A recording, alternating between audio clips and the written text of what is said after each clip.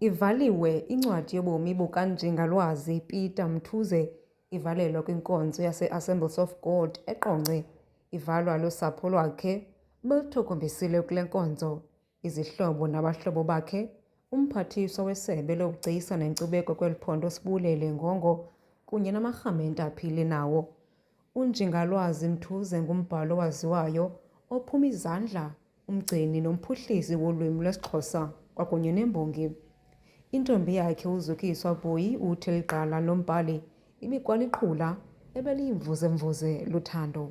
Utata bengumuntu we-jokes, apho akhoyo kuyahlekwa kwaye engumuntu respect umuntu omdala, respect umuntu omncinci. Yinto ke esiye nathi sayincanca kuye ebeleni leba uyahlonipha umuntu ngumuntu noba unjani na, noba imeko yakhe ithini na, kwaye uThixo into yokuqala empilweni yakhe. UNjingalwazi ufunde wayityekeza, uqhayisa ngezidanga ezibini zobugqirha, esinye kuzo wasifumana njengewonga kwiYunivesithi iRhodes. Waba yinjingalwazi yokuqala emnyama kwakule yunivesithi, kwaye abasebenzi beli ziko baze kuthi ndlelantle kwesi sifundiswa besixabise imfundo. Ebe-investa kakhulu utata umntu othanda imfundo, umntu odibene naye esithi ndifuna into edibene nesikolo phakathi.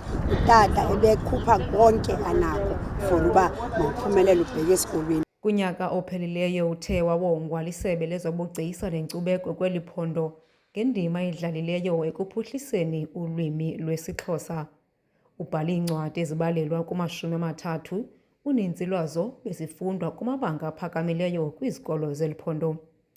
Umphathiswa weli sebe uSibulele Ngongo uthethe wenjenje ngalo makhwekhwetha.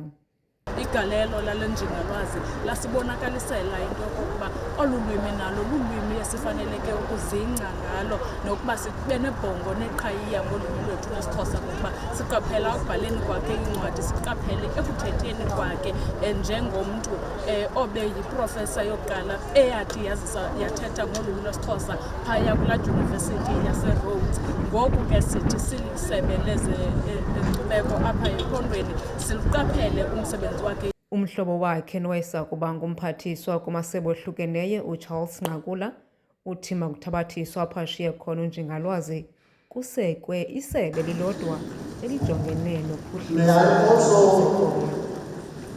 eLibya kukho a huge department apho kukho uncwadi lwezalwimi, apho kwenziwe research engumangaliso, ku-encouragewa abantu bakwazi ukubhala ngeelwimi zabo.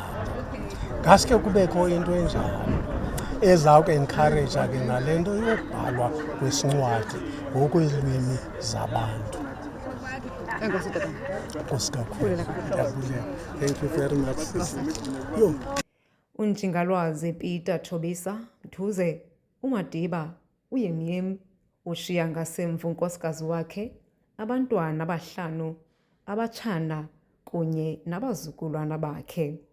Ndinguyamkela Mchiyo weendaba ze-MPK eQonce.